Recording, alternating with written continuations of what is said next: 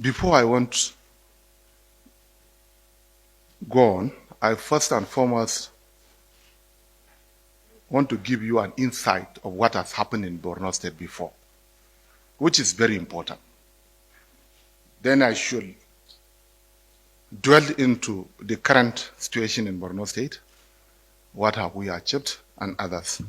The insurgency has triggered acute humanitarian and post-displacement crisis with devastating social and economic impact on the population, further deepening fragility and poverty in the Northeast sub-region. The outcome of the Recovery and Peace-Building Assessment by the World Bank, EU, and UN revealed that the total sum of about $6.9 billion was lost as a result of the insurgency in the entire northeastern state. Out of this, Borno State accounts for over 2/3%. The insurgents have destroyed about 5,000 classrooms in Borno State. About 800 municipal buildings were destroyed, comprising of local government secretariat, prisons, traditional rulers' buildings, among others. They destroyed about 713 energy distribution lines. Furthermore, they destroyed about 1,600 water sources. In addition to this one, we harvested a total number of about 49,311 widows and about 49,917 orphans. These are official figures. The unofficial figures are more than this. Before then, out of the 27 local governments that we have in Borno State, at a time, about 22 of the local governments are under the control of the Boko Haram insurgents. In Borno State again, there was a time we had only one access road to Maiduguri, which is from Kano to Maiduguri. The road between Maiduguri to Damboa was closed. The road between Maiduguri to Goza was closed. The road between Maiduguri to Ngala was closed. The road between Maiduguri to Mongono, Damasak were all closed. We were left with only one major road. The magnitude of the destructions was so scary. Then, what is the status now in Borno State? Today, the gradual return of peace and a marked reduction of cases of insecurity in Borno State and major parts of the northeastern region have been attributed to the commitment and collaboration on the part of the state and federal government. I want to say something categorically here, that one of the major reasons why we have been succeeding in the Northeast, in particular in Borno State, is because of one major fundamental thing. There was never a time I requested to see Mr. President, and I was denied access. This is something very important. Never a time. In fact, sometime I do used to call Ambassador Kazaure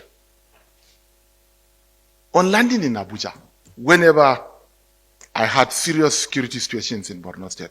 Within the next 10-15 minutes, he will speak to Mr. President, and Mr. President will give me access to see him. And this has contributed a lot in ensuring gradual return of peace and stability to Borno State. Significant amount of resources has been injected into the implementation of the security strategies, financial, material, logistics, and motivational. The state government has shown a great commitment in the relocation of internally displaced persons, with farming activities picking up in most parts of the state. It is worthy of note that with the recent mass surrendering of Boko Haram insurgents, normalcy is expected to return to most part of the northeastern region in no distant time. We have to understand the nexus between peace, security, and development. Once there is no peace, there is no security. Once there is no security, there is no development. The level of achievement that we had in Borno State would never be feasible without the enabling environment. For example, The number of houses that we built in Borno State from 2015 to date need not to be overemphasized, because I was the Commissioner for Reconstruction, Rehabilitation and Settlement. Under the supervision of my ministry, we rehabilitated nothing less than 20,000 houses in Borno State. More than, what is 20,000? Up to 50,000 houses in Borno State were rehabilitated. Again, the status now is that the major roads were now open.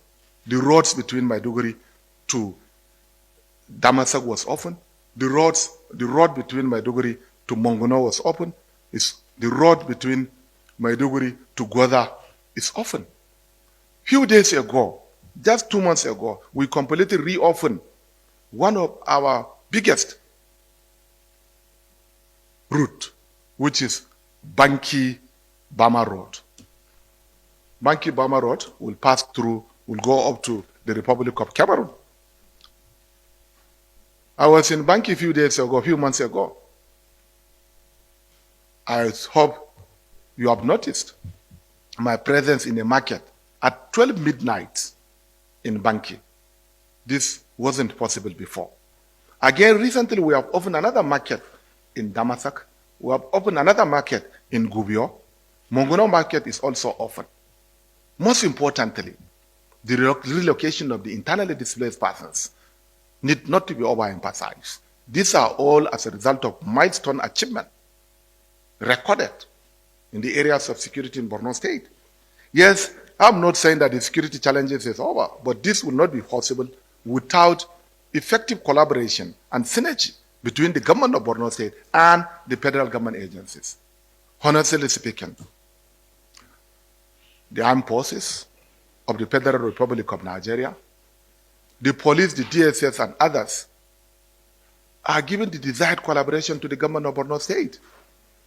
We are supporting them. How? First effort that we did in securing Borno State is through intelligence sharing, which is very important. The community participation is very important. The community-driven approach of re-establishing peace in Borno State has yielded positive results. For instance, we have the district heads, we have His Royal Highness, the Show of Borno, and other Royal Highnesses. We have a local intelligence who normally provide feedback mechanism to the government, to the military, with a view to addressing the lingering security situation in the state. The second effort that we have been making that ensures peace in Borno State is continuous provision of logistics to the Nigerian armed forces, to the other security agencies. I think I will be happy if the inflow and outflow will be reduced to the barest minimal, because there's a lot of distractions.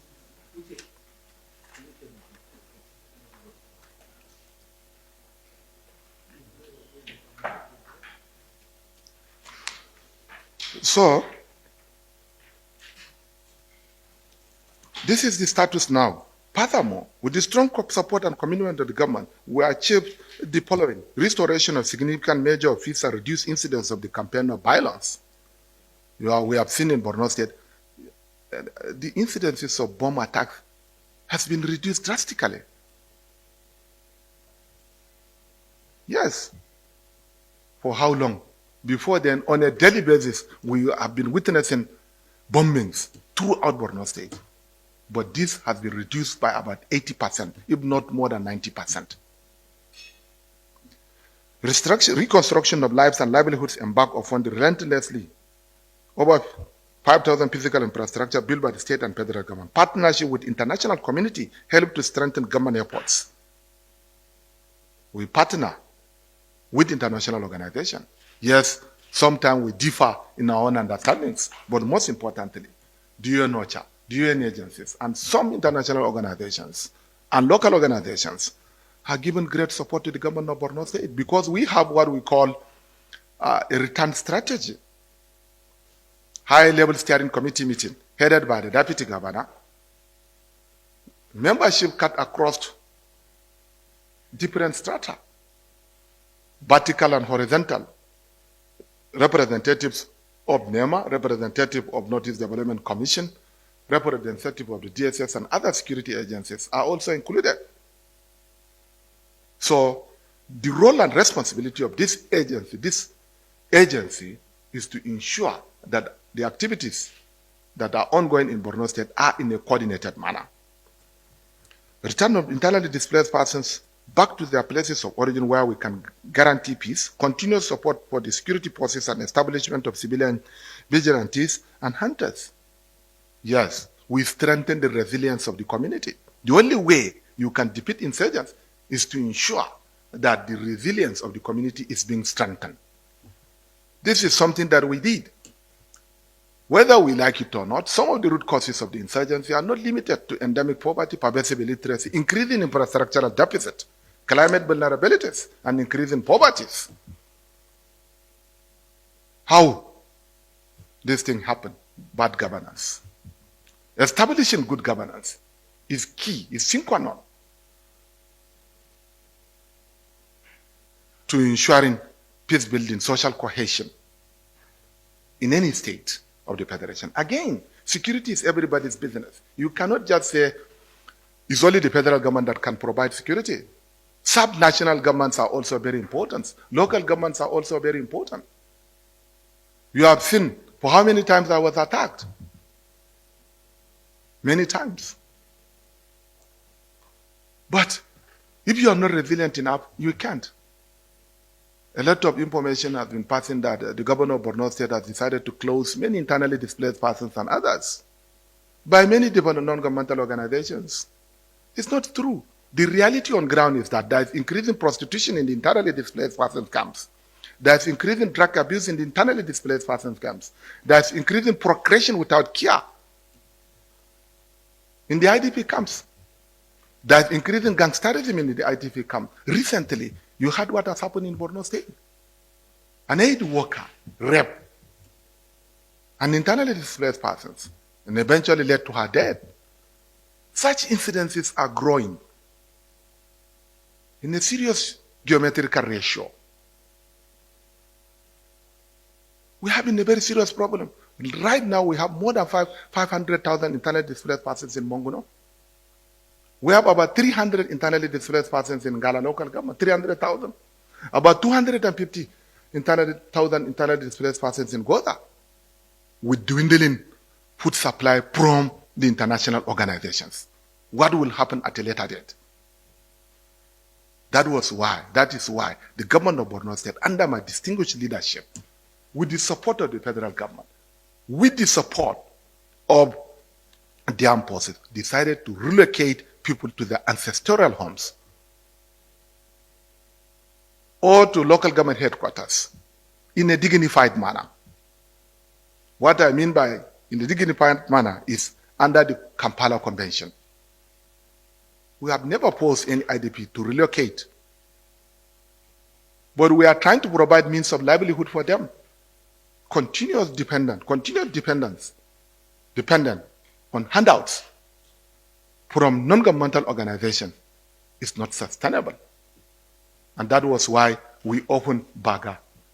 Baga is about 250 kilometers away from Maiduguri. I went as far as Doro to the shores of the Lake Chad. Hitherto, the shores of the Lake Chad provides employment opportunities to about 10 million Nigerians. The soil is rich alluvial soil. Nutrient is not a limiting factor there. Water is not a limiting factor there. Last year, what has happened? Look at it. We resettled people back to Baga. It's now about 1.5 years. Nothing has happened to them. But on my way to Baga, 30 of my policemen were killed. When I was in Baga, I was attacked. But I became resilient. Because food insecurity is the worst form of insecurity. If people will not have the opportunity to produce, insurgency will never end in Nigeria. Believe me sincerely, I'm not trying to sell myself. If not because of the support from the Almighty Allah that we receive, if not because we develop the resilience of the community, if not because I develop resilience and I face risks, by now, many parts of Nigeria could have been taken over. Because about 1.5 million or 2 million people in Borno State lying idle, having no access to food.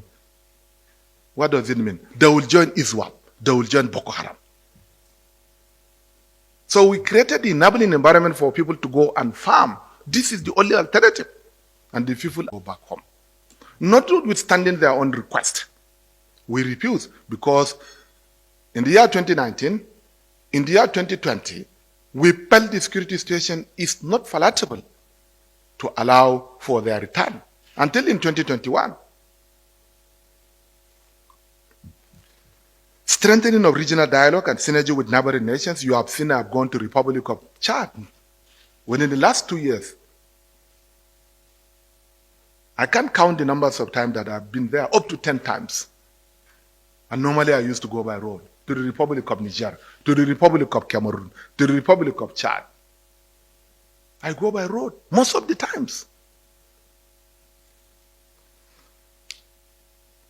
Provision of shelters and rehabilitation of vulnerable, improving service delivery directly to the beneficiaries. You have been seeing me providing food and non-food items directly because monitoring and evaluation is very essential for any government to succeed. Why people voted for me? I can't say I'm the governor of Borno State sitting down in an office with air conditioning while over 2 million people, Nigerians, 2 million Borno State indigents are in a very bad shape. So there's nothing wrong for a governor to go to local government areas. I've been sleeping outside, not even inside rooms. So these are some of the successes that we have recorded. Functional primary and secondary health facilities. We build many primary schools. Whether we like it or not, there is a need for us to address the lingering problem of infrastructure. Education is key. How many schools have we built? We built 20 megas, more than 20, about 25 mega schools that has the carrying capacity. None of the schools has carrying capacity of less than 2,000. In addition to this one, we rehabilitated hundreds of schools, improved access to education, especially technical and vocational education. I've been saying it time without numbers, that one of the major problems that we're having in Nigeria, in our educational system, are two of the major problems are as follows. One, the mismatch between the products of our school and the labor market, which is very important. And then two, the mismatch between our institutions and the industries. These are very critical issues that we need to understand. So government of Borno State decided to build state-of-the-art facilities, build and provide state-of-the-art facilities in some vocational training centers. I built about 6 technical schools. I stopped building secondary schools. There's no way. There's a lot of things happening in Nigeria. You can see some organizations, I don't want to mention them, that they are used to train carpenters in 2 weeks, giving them certificates, electricians in 10 days, tailors in 3 weeks. Nigeria will never become a Nigeria unless we go back to the drawing board. They are just collecting money. So, Borno State government decided to establish sustainable technical and vocational education. You can go and see what is going on in Borno State. Right now, I'm building more. Again, support economic growth through non-interest grant to SMEs and farm inputs for farmers. We have been providing it. As I told you, we resettled more than 18 communities. Nothing has happened to all these communities that we have resettled. From beginning to end, this is an indication that we are achieving a lot. We developed a 25 years development plan and 10 years strategic transformation initiative that is guiding our investment and tracking our progress. Our vision is a secured, competitive agribusiness and commercial hub anchored on prosperous, dignified people and sustained development. In 10 years, we plan to have a self-reliant Borno with over 70% productive population by 2030. Under this administration, the federal government has provided 10,000 housing to Borno State.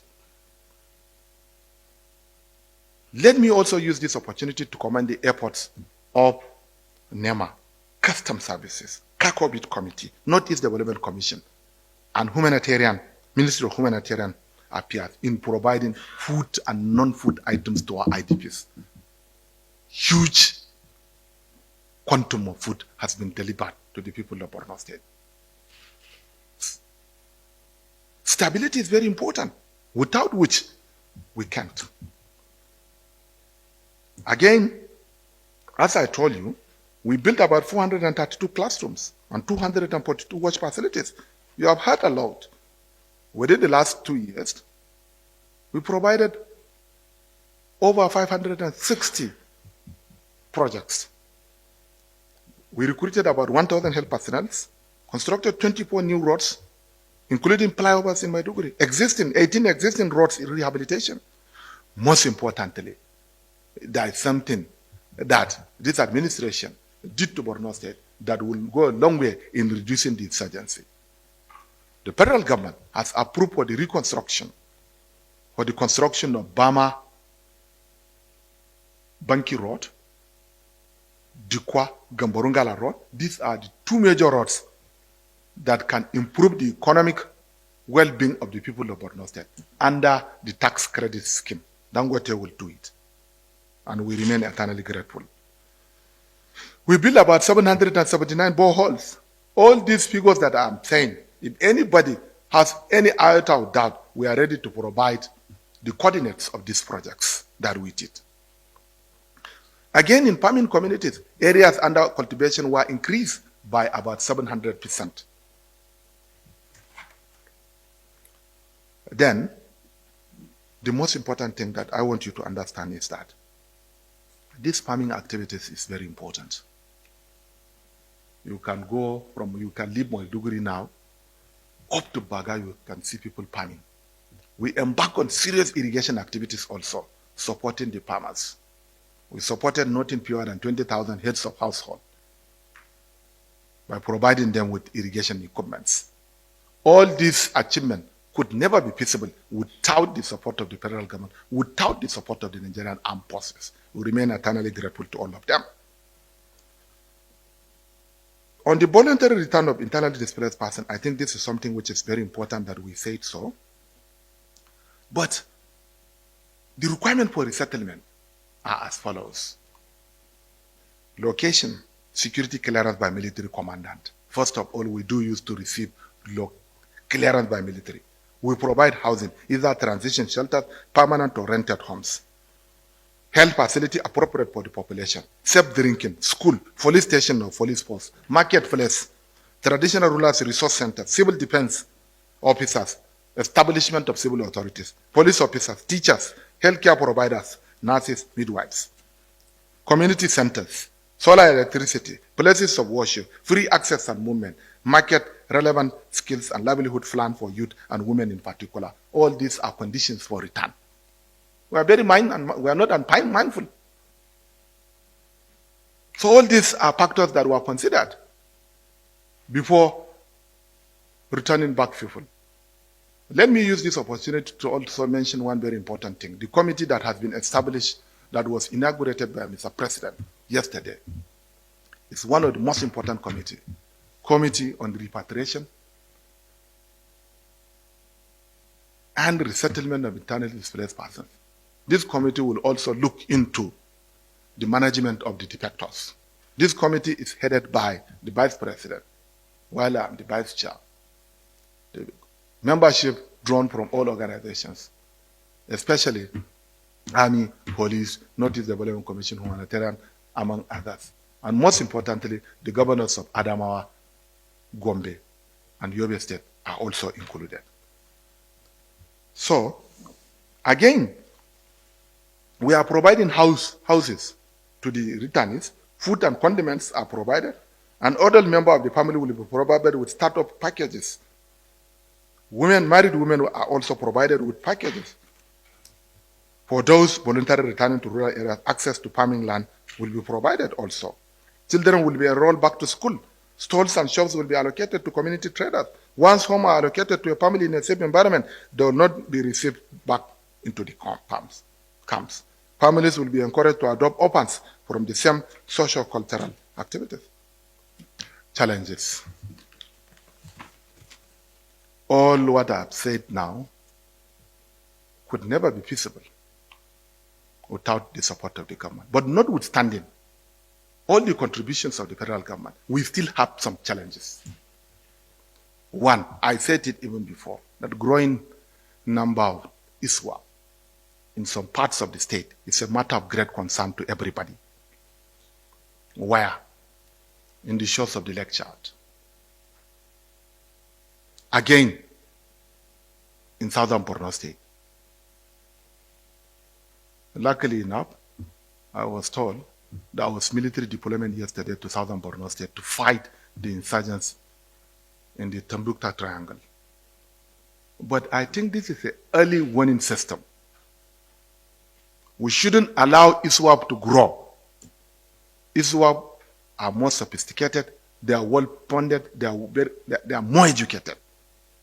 And we shall do everything possible to defeat ISWAP.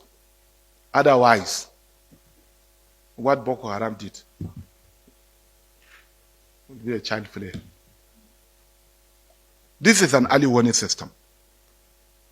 Nigerian army has to re-strategize and defeat ISWAP.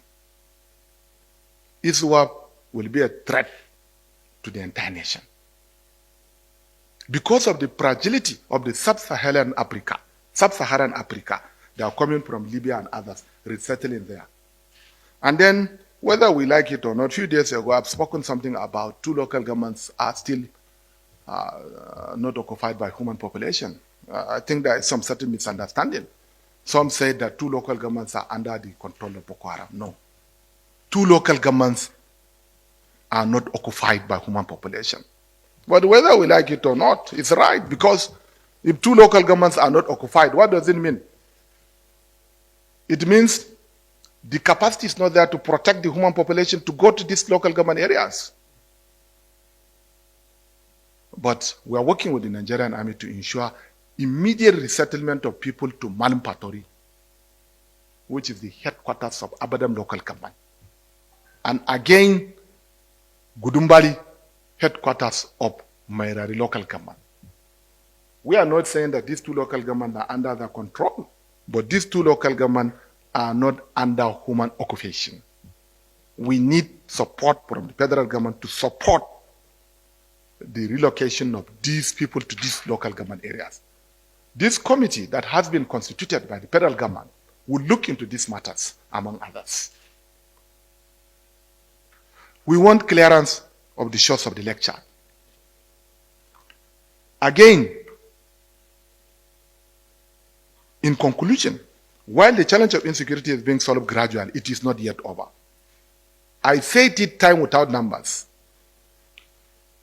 that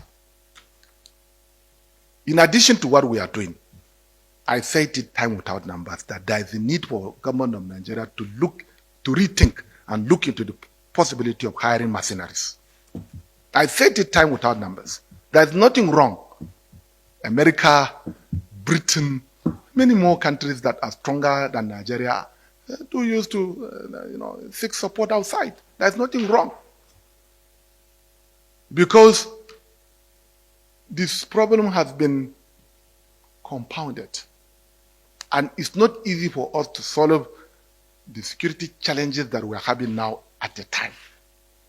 While Nigeria is providing a lot of things, federal government is buying equipment, there is a need for us to seek support from external agencies to defeat these insurgents once and for all before the matter will reach other parts of the nation. This is very important. Whether we like it or not, we have an existing gaps that we need to fill it. And this gap by now cannot be filled without external support. While we shall continue to build our own institutions, training and retraining. One very serious challenge that we have, our recruitment process has to be looked into. Yes, you can just say recruitment of army, collecting notes from governors, from ministers, from others, and then people are queuing it. As long as we are not willing to sanitize our recruitment procedures to the armed forces, to police, SS, and others, we shall not get the right thing. These are something that we need to be taught. The bitter truth is better. And then funding is critical. Yes, many fundings were released to the military. Let us investigate how much has been trickled down. The commanding officers are very important. Procurement processes are also very important.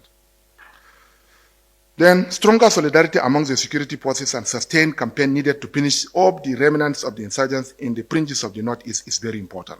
Resettlement needs to go hand in hand with livelihood support. More resources needed to do more for the people.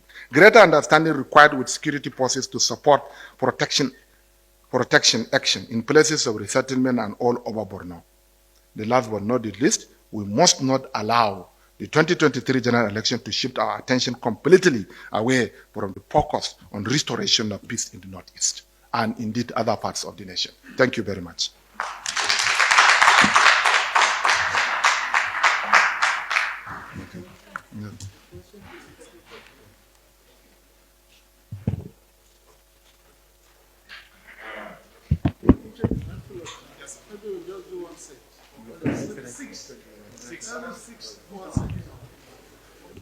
Thank you very much.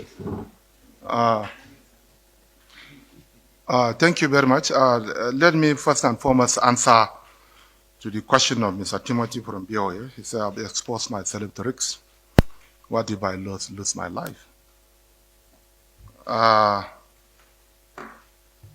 You have to think of something very important. Borno State has a population of about 7 million people. The 7 million displaced people is a matter of great concern to me. I benefited a lot from public institutions, my primary school, my secondary school, universities, and others. And I was born and brought up from a village. And I have seen how people of Borno State came out and marched and voted for me during the election. And I was overwhelmed. Yes, I risked my life. But the most important thing is that single life is not as important as millions of lives. My only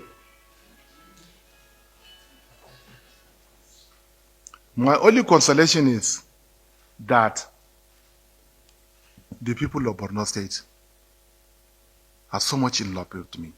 They have a lot of trust in me. When I saw them praying for me, passing by, I used to shed tears. I have my brothers and sisters that are living in the village, in a traumatized society. You haven't seen them. In Mafa local government, my hometown, a day, 100 were killed. I was there. It took us about 12 hours for us to bury them. Even burying them was a problem to us. That was in the year 2014. I felt it is service to the humanity. That is the only thing. And again, I'm a true Muslim. I believe in destiny. That's something that is also encouraging me. It is impossible to question the destiny of God. No matter how strong am I, no matter how weak am I will not die until the time comes. So the best thing that I can do for my people before I die is to serve them well. And I hope somebody will come and take over from where I stop. Thank you very much. The challenges about the mercenaries. While government is not static, government is dynamic. I have no any divergent views with Mr. President. Mr. President can say something depending upon the situation at that particular time. He may change his mind. That does not mean anything. This is my own opinion. That does not mean I have any divergent views with Mr. President. Bangat, 2 local government areas are not occupied. Yes. But we have army personnel in these 2 local government areas. This is something that you need to understand. We have well-equipped army in Gudumbali and in Manupaturi. Unfortunately, for the fear of being attacked by the insurgents, up to now, green light has not been given to us. But I think by now, sufficient success has been recorded for us to ensure their own return. It's more or less an arithmetic that we are trying to do it. And you know, whether you like it or not, this insurgency has a lot of dimensions. We have some economic problems, we have some sabotage in the system, many things, whether you like it or not. So, again,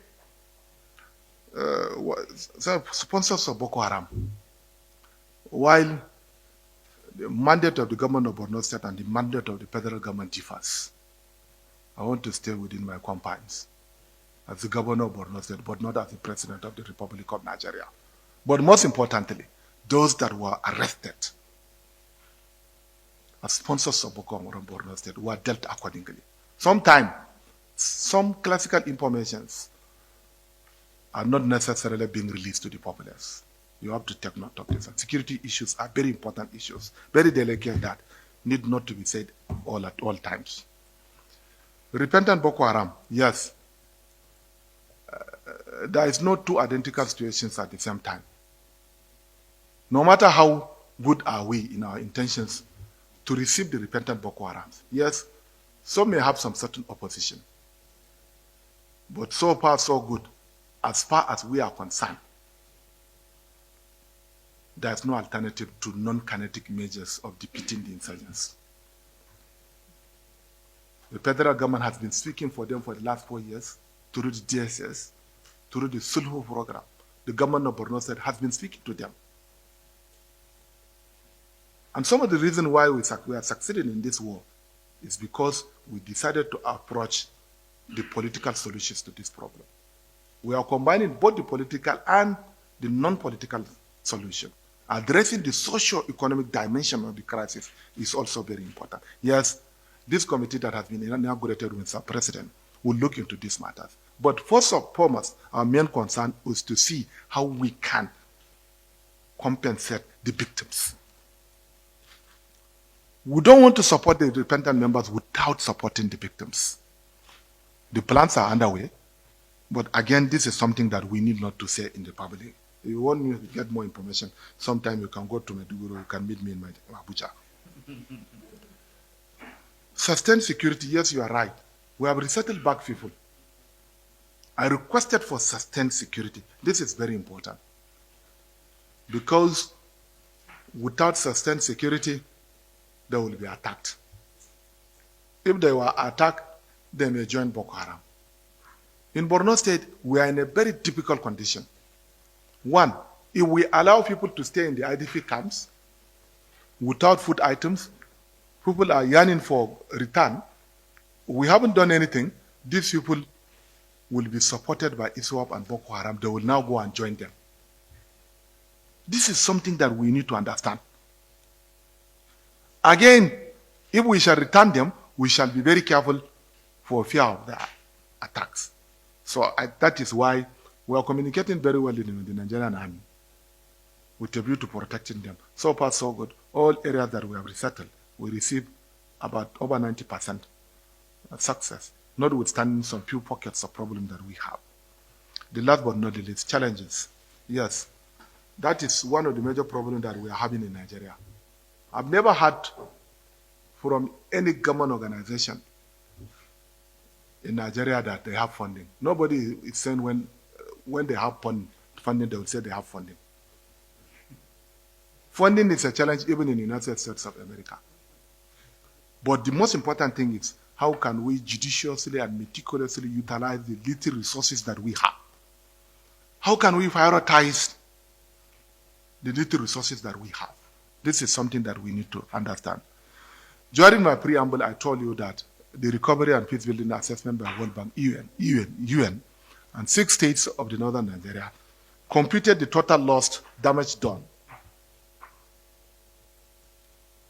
amounting to about 6.9 billion. Out of this, Borno State accounted to about 2/3.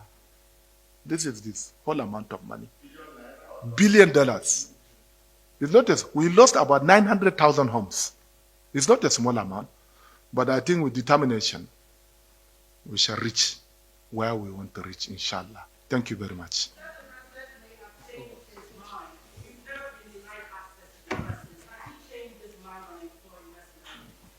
I've said it all, my sister.